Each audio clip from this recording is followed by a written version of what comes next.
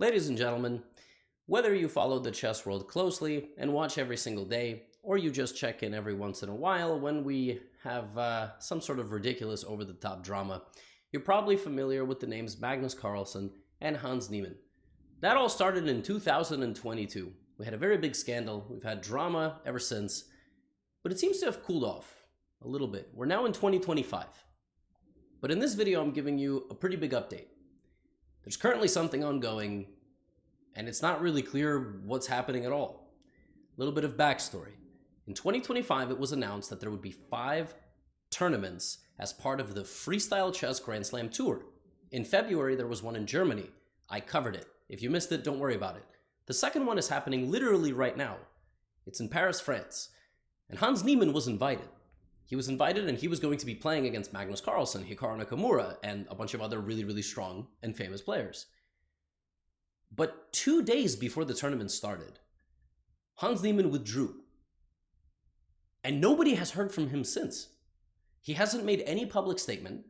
The organizers themselves said he didn't even message them on WhatsApp. He sent them an email.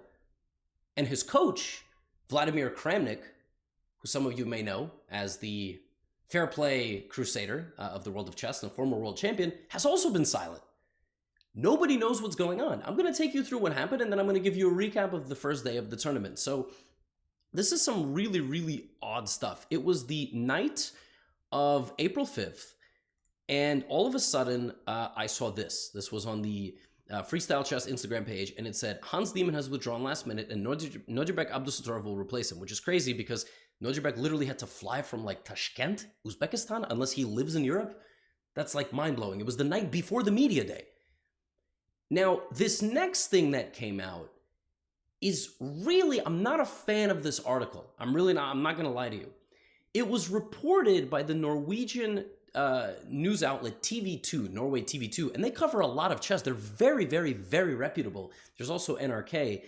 And, you know, they basically said that Hans Niemann's withdrawal from the tournament came after a message from the organizer about tightened security measures. Essentially, the story that they put out was a text message was sent to Hans, right, by Jan-Henrik Buettner, that they invested in new security equipment to detect cheating, and that's when Hans withdrew. I don't like this article, right? And a lot of people immediately jumped on this. Like, we haven't heard anything from Hans Niemann. He very well could have had a family emergency. He could have had a personal emergency. And I'm showing you this because it's out there, and I'm trying to tell you because we have, you know, I would argue the largest chess channel here, and I might have the biggest microphone. I would say pause reading this and don't form any conclusions because we need to hear what actually like went down. I mean, he very well could have had an emergency, and if something's not well with him or his family, like, you got to wish the guy the best, whatever, you know, you think of the last few years. I'm not a huge fan of this. Now, obviously, if it's somehow, I don't know, if it's the reality or whatever, yeah, whatever, we'll see. But Hans has been completely silent, and, you know, he was on his Twitter writing that he's going to be coming to Paris with his coach Kramnik. Kramnik hasn't said anything since the 5th of April. Like, nobody knows what's going on. Nobody knows what's going on. It's totally crazy. And that's sort of the update. Like, he has, you know, Hans has said he's not getting a lot of invites to tournaments. He's quite literally getting uninvited from tournaments. And now this, and nothing since. I've been asking for updates. I've been like doing, you know what sports journalists do when there's a big trade breaking? I've been asking, like, does anybody know? Anybody on the ground in Paris? Like, nobody knows anything. So, yeah, but I'm telling you right now, I'm not a huge fan of that report because just because it was the last text message sent, it might have been sent to all the players and he was already going to withdraw because of personal reason. I don't know. I'm not a huge fan of the rampant speculation, but I am a huge fan of this tournament. And the way this tournament works, in case you don't remember, is it's freestyle chess. So before every single game, they draw a position. Every game is random. Not everybody is a fan of this type of chess. I'm fine with this type of chess taking place once every 2 months, which is exactly what's happening. Freestyle chess is kind of this program with a lot of investment, a lot of backing. They're trying to be the Formula One of chess. I'm not sure that chess players themselves are as handsome, athletic, and interesting, you know, as some of the Formula One athletes, but they have the opportunity to prove me wrong. This is the second event. The first one was won by Vincent Keymer. So today is the round robin phase. There are 12 players this time. Let's get into the games, and let's hope we hear something about this Hans Niemann thing. Arjun Erigaisi kicks us off against Magnus Carlsen, opens the game on the right side of the board, trying to get the bishops out, and Magnus plays a gambit. He gives up his f-pawn completely to try to activate his queen and win the battle for this diagonal. Erigaisi takes, and Magnus puts the knight on the d6 square. There are obviously no openings here, right? I mean, we are sort of just at the mercy of whatever these players can come up with themselves. And from the early stage, it was Magnus who was a pawn down, but he was trying to open up the lines for all his pieces. You see Magnus's queen in the top left of the board. You see his knights, his bishops are very active, and it's actually Erigaisi who's falling behind. But to be honest with you, I mean, it's freestyle. It's very difficult in this format to make all the right decisions. And let's not forget, they have 10 minutes, right? This is the round robin phase. This is the phase where everybody plays everybody to get the seeding for the knockout. And so they have to play all of this in 10 minutes. It's impossible to work out the magic of the position in 10 minutes. And that's why, we see mistakes like this, like Magnus straight up just losing the game in 10 moves to Arjun Erigaisi, where his rook gets, I guess, skewered to the bishop by the queen in the corner and the knight, which is just sort of like a ridiculous thing. Magnus goes here, gives up the bishop in the corner, tries to get a little bit of counterplay, but Erigaisi just brings the piece back and is just up a bishop, and now is up a rook against Magnus Carlsen. He just has to protect himself, and Magnus doing his best. Arjun, very calm here, brings the queen back, is going to get the queens off the board, or Magnus will have to sacrifice more material. And it was Arjun Erigaisi early in the round robin in Paris delivering a thunderous victory against the best player in the world. Maybe not the best freestyle player in the world. This is actually kind of an interesting thing with this whole freestyle thing, is that we're used to Magnus being the best. Like he is the best. He is the gold standard, and he's still active in playing. Like if Magnus enters the tournament, he is the favorite. I'm actually not so certain about freestyle. You got to think he probably still is, but I think it's actually a little bit closer than we all think. And Erigaisi and all these young guys, what we've seen in the freestyle format is that they're really good. The young guys are really, really good at this type of format. One thing I haven't mentioned, by the way, is that Alireza Firouzja, the local guy, he lives in France, not in Paris, but in France. He withdrew from the tournament too. So Firouzja was supposed to be playing here, local event, withdrew, no update. No clue why, but he was replaced by Report, and Hans was replaced by Abdusatorov. And speaking of Abdusatorov, last time the last-minute replacement in this event was Jawahir Sindarov, and he had an absolutely monster performance. He took Hikaru very, very deep into an Armageddon in the knockout. One guy who showed up today to play jet lag or whatever was Nodirbek Abdusatorov. He was the Hans Niemann replacement, by the way, same position as I just showed you. Very different opening. Knights in front of pawns, not something that we're used to seeing. Both guys doing it, h5. And then here, apparently, like, white is already winning after 5 moves, which is just kind of nuts, which the players would figure out with more time. But when they don't have enough time and they have no openings, the nice thing about rapid chess 960 or freestyle is that the games look like our games. Right? Like if you give these players no openings and no time, it's just chaos. I mean, it turns into like mud wrestling, Nodirbek gives up his h-pawn, but he has a very powerful position and a very powerful blockade. White is just unable to move this bishop at all, which is kind of hilarious, right? You can't move the g-pawn. And Nodirbek is going to try to just lock down Fabi. Like, look at this position. This is like the dumbest position I've ever seen in my life. You get the bishops here, you got the knights, the knight can't move. White's bishop in the corner can't move. Nobody can move. Fabi plays this move, castles. And Nodirbek castles the opposite direction. Like, what? This doesn't even... It just looks like if you let a 3-year-old set up a chessboard, like with what they think chess is supposed to be like. Fabi plays h4 because, yeah, well, what else are you going to do? You can't move. He's trying to maybe play king h2 and g3, but right away Nodirbek, takes control of that side of the board. Fabi jumps forward, down to a minute on the clock, by the way, after 10 moves. 10 moves. He has a minute on the clock. And Nodirbek, just an absolute machine. Just a evisceration of the white position. That's not even doing it full justice. He converts his advantage very nicely. He's now up a piece, and he doesn't stop. He brings the bishop all the way back, and something is going to likely land on the g8 square, And this is one of the most one-sided games I think I've like straight up ever seen. Knight f5, Fabi has to sacrifice the queen, and his king gets pulled out of the corner of the board. He never got to move 2 pieces. Fabi started this game with a rook here and a bishop here, and he ended the game with a rook there and a bishop there. I've never seen a walloping quite like this. Now, the thing about Fabiano is he actually started the day with 3 losses. He was 0-3, which is nuts, considering he was a finalist in the first event, right? There was an event in Germany. The next one is either in New York. I've been hearing rumblings it might be somewhere else in the United States, maybe Vegas. The 4th event is slated for India. The last time that they had an event in India, it didn't happen. But I think it was like moved or changed or something, and the last event should be in South Africa. So in all likelihood, I will be at the next event if it's in New York. If it's in Vegas, kind of want to stay home, but we'll see. Yeah, Nojibek showed up and was just an absolute machine. Now I got to show you, obviously, the marquee matchup of the day, Magnus Hikaru. This game was crazy. In this game, both guys got a heart rate of 130 at some point, which is always very special that we see players, panicking like that. Putting on a show for us. And then I will continue. We've got games by Maxime Vachier-Lagrave. We have another Magnus Gukesh game. We have a lot of very fun games. So e4 in this game, a Scandinavian defense is what Magnus goes for. Yes, pawn takes, queen takes would be the case. Hikaru taking space, already getting a mistake on the second move, which is nonsense. I mean, in this format, it's pretty crazy that you can just be making mistakes on the second move of the game. F6, d4, and now Magnus making a mistake on the third move.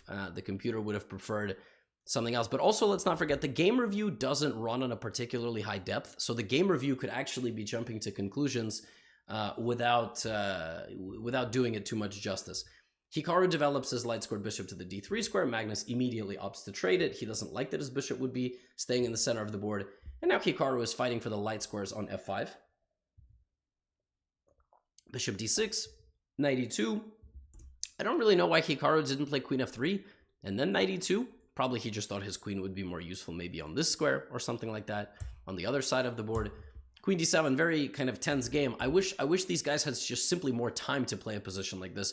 Knight b6, right away I'm looking at b3. I agree with Hikaru, it's the most natural move. The computer hates it.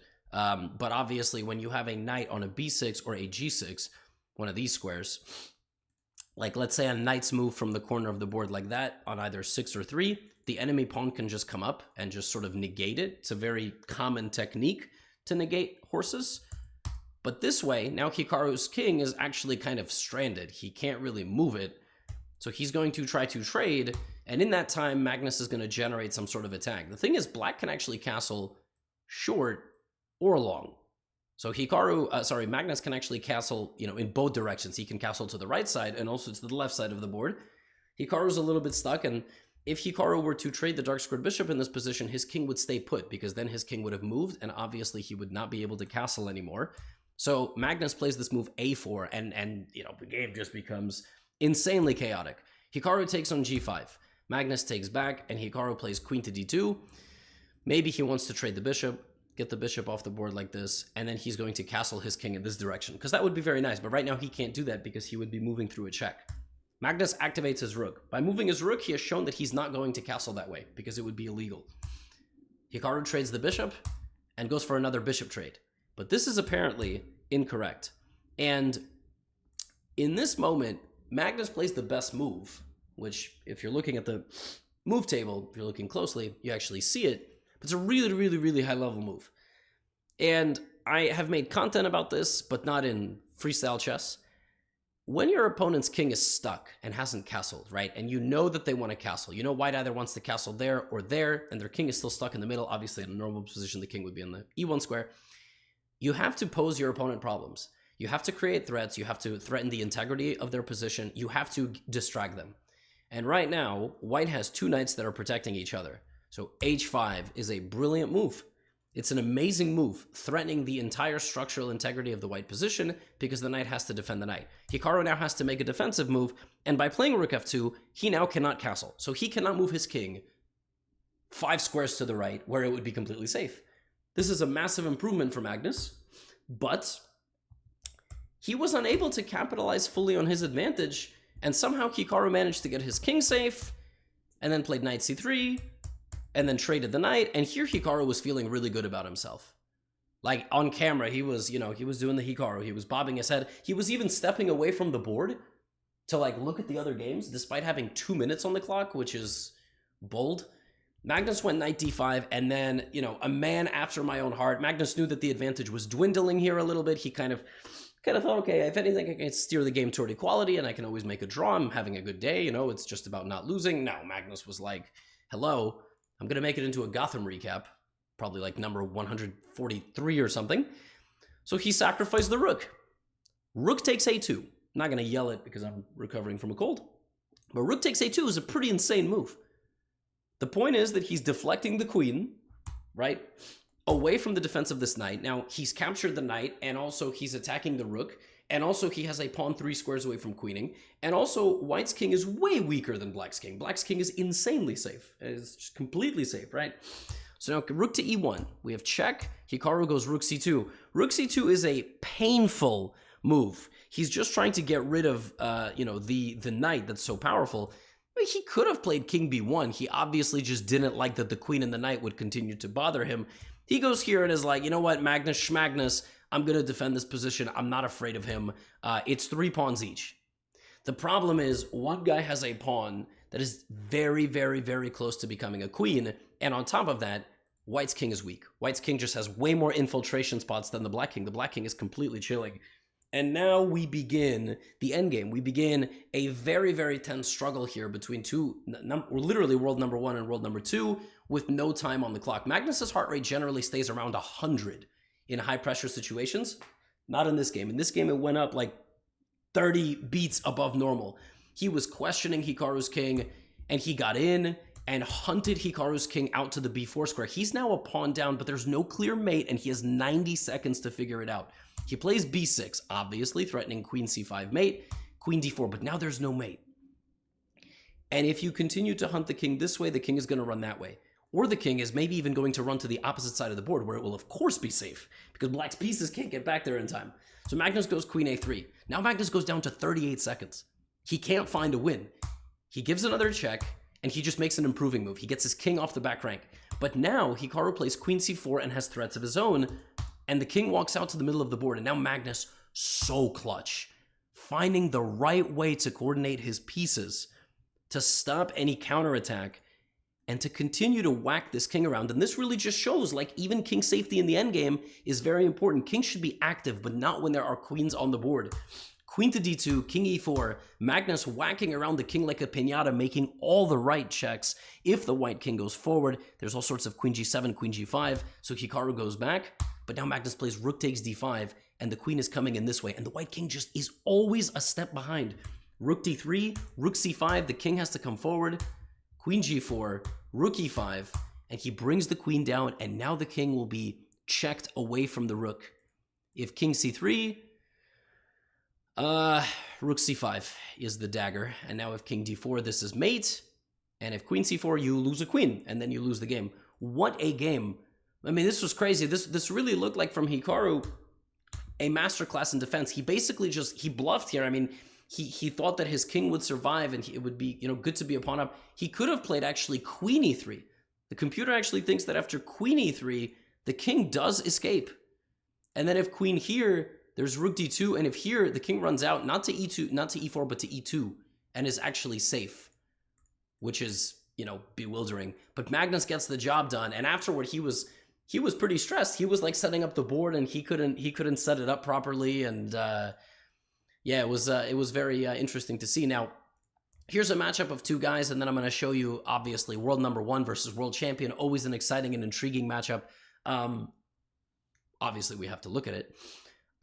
This is MVL versus Vincent Keymer. Vincent Keymer is the current leader of the Grand Slam Tour, by the way. He won the first event in Weissenhaus, beating both Magnus Carlsen and Fabiano Caruana. MVL, this is his first event. He is going to be the local representation in France. And Keymer always actually struggles a little bit in the round robin. But look at this. Look at this position from MVL. Bishops, queen and bishop in the corner, snipers, knights going to do their thing, hitting e6, hitting g6. The integrity of the black position totally compromised, and Vincent Keymer burnt all his time. And this is what sometimes happens in this type of format. You know, you've got to start moving your king. Knight takes e6, rook h8, and just an absolute masterclass of piece coordination and activity and attacking chess. MVL is a very, very tricky and resourceful player, very good tactically, and at some point the black position is simply going to crumble. Look at the bishop takes g7. It's like a samurai. He's just cutting up the position. You can't take it. A knight will land there. So he takes this, but after bishop h8 and trying to go for counterplay, Vincent Keymer lost his queen. Yeah, MVL had a great first day. Absolutely great first day. I guess technically he didn't lose his queen because there's rook e6, but this is a totally lost position. You will lose the pawn, and then obviously you're going to lose your king. And the last game that we will look at is, I mean, you gotta look at Carlsen and Gukesh. This is a banger. So same exact position that we just looked at, right? That was MVL Vincent Keymer, and white got the jump on black in this one. In this game, Gukesh castled on the second move, and generally, what I will tell you is castling early in this format is almost never the right approach. Like, there are some rare exceptions where both sides can castle early, but sometimes you castle and it's just impossible to move. Now, we just saw a game where the bishop in the corner got really cooked, right? In this game, it's a mirror, it's a different setup, but we just saw a position where Nodjirbek completely didn't allow Fabiano out of the corner. And now the question is, like, is that going to happen here? Right? Magnus takes as much space as possible. CFG moving a bunch of pawns. Black plays f5. And Magnus just takes and plays this really nasty move, pawn to c5. Sometimes in this format, you can just absent-mindedly take space. And now, you know, you got to look at this and go, oh, he castled his king directly into the c-file. And so Magnus, that pawn, trading off that pawn is going to be a nightmare for Gukesh, right? He's just not going to be able to do it. He goes c6. RIP to the bishop in the corner. That bishop is never, ever participating in this game, right? So now Magnus kind of has a free hand. So how is he going to do this? Is he going to go for a checkmating attack? How is he going to coordinate his pieces? He brings his knights. Already Gukesh under severe, severe pressure. Knight goes to c7. Bishop c2, just poking out. Maybe the bishop is going to go to the left. Maybe we're going to castle long. Magnus just says, no. I've got the bishop open. This bishop is powerful. These knights ready to jump in. And I think I'm just going to attack. Like, I don't know what Gukesh is going to do here. He already committed his king. It looks like black can still castle, but he can't. Queen g8. Now the bishop hits over here. The queen tries to slide forward, maybe. b5. Look at this. This is not how Magnus normally plays. He's normally very methodical, making moves like rook g1, you know, taking the file, maybe knight g5, knight to g5. b5 is ruthless. But Gukesh is very, very good. He's very resilient. Like, these players were asked to do word association. You know, you name a player and then you have to pick a word. For Gukesh, resilience was always up there as a word that they chose. Rook g1 now, deflecting the queen. And now knight takes c5. For whatever reason, Gukesh didn't like queen f7, probably because he didn't want his queen to have to go over here and basically do nothing. But this is also bad. And bishop g7, you know, you couldn't go anywhere else. You had nothing else you could have done. If you went queen d6, I would have went bishop e5 and just ripped open the position. And this is the problem with committing your king early, is that ultimately I'm just going to pick up material and I'm going to keep chopping things down. And now queen g2, and at this point, Magnus can always go to an endgame. He did his job. The point of an attack is not always to deliver checkmate, it's just to get an advantage. Magnus takes the knight, takes the pawn. Black has absolutely no defense near the king, and white has very good defense near the king. The knights and the pawns are actually very nice. Rooks control the open lines. How do you make the final breakthrough? Well, actually, he's struggling a little bit. Gukesh actually coordinating here very nicely, and like I said, resilience, man. A lot of people would have just gotten that bad position, mailed it in, last game of the day. But yeah, ultimately, though, it's still not easy to defend the position. And now a very nice move by Magnus. Knight to g5. It's a beautiful move. And it deflects the knight away from the defense of the c5 pawn. And if the c5 pawn falls, everything falls. Apparently, Gukesh should have played something like rook d8. But he went here. Magnus, well spotted. Gukesh going for counterplay, but now more pieces will fall off the board. Magnus, by the way, sacrificing 2 rooks in 1 recap. He knows what he's doing. Takes, king d8, queen a5 check, queen b5 check. and now rook g3. And the nice thing about this position for white is you always have an outside pass pawn, and you have a queen and a knight, which is a really lethal combo with low time. Actually, at a high level, like with more time on the clock, black could potentially hold this position. But it's going to be really hard to do that with low time. Magnus threatening to go to an endgame. Ultimately, no endgame is going to be required because black has too many pawn weaknesses and white's king is very safe. White's king is going to run very safely out of these checks, and the outside pass pawn is the worst type of pawn to defend against because you're going to have to either, you know, give something away, queen b6, queen c6, queen e8, Magnus winning every pawn, and this is obviously game over. As long as Magnus doesn't blunder a queen, which he shockingly ends up not doing, he now has 3 extra pawns. He ran up the entire length of the board. White is not going to be able to defend against all the advances, and black is not going to be able to defend against all the advances, and he resigned. After 6 rounds of action, tomorrow they have to play the next 6 games, or rather 5 games. They have 11 rounds total in the... No. Yes, there's 12 players, not 14. I thought there was 14 players. This is a difference. In the first event, there was 10 players. Now there's 12. Nobody really understands anything about the qualification format for freestyle. I'm going to be totally honest. It feels like they just kind of invite whoever they want. There is some system, but it's a little bit all over the place. There are 4 Indian players. Vidit won the qualifier, but had a very rough first day. He only had 1 point, but recently got married and had a honeymoon. So many blessings and congratulations to him. The real question mark for me, man, is Gukesh. He really struggles in this format. And obviously, he has a lot of media obligations now, and he's also very busy as the world champion. But you want to see the world champion, you know, thriving. And it's very interesting to see how Erigaisi and Prague are going to do. Only 8 make it, and obviously there's a huge tie. Tomorrow we will know a lot more. And hopefully we get some resolution about what's going on with Hans. Because what's happening there is totally crazy. Like, radio silence on socials. Obviously, just hope the guy's, like, in good shape. You hope, like, him and his family are in good shape. And I sort of wanted to talk about what I talked about in the intro, because I'm not trying to pile on. I'm trying to show that report and then just say, I'm not a huge fan that it came out. I don't like that came out and was like, well, that was the last text sent and then he withdrew. I'm not. No, I mean, he could have, you know, it's not a good thing, obviously. And people are going to pile on given his, you know, reputation. And hey, that's how life goes. But I hope we get some sort of update soon. I'll make another recap tomorrow. Until then, you know where to find me. You can check out my courses on Chessly, and make sure to get some tickets to the Europe Tour. Begins in 1 month from now. Brussels, London, Vienna, Munich, Berlin, in Germany, and we'll end the event in Warsaw. Okay, get out of here.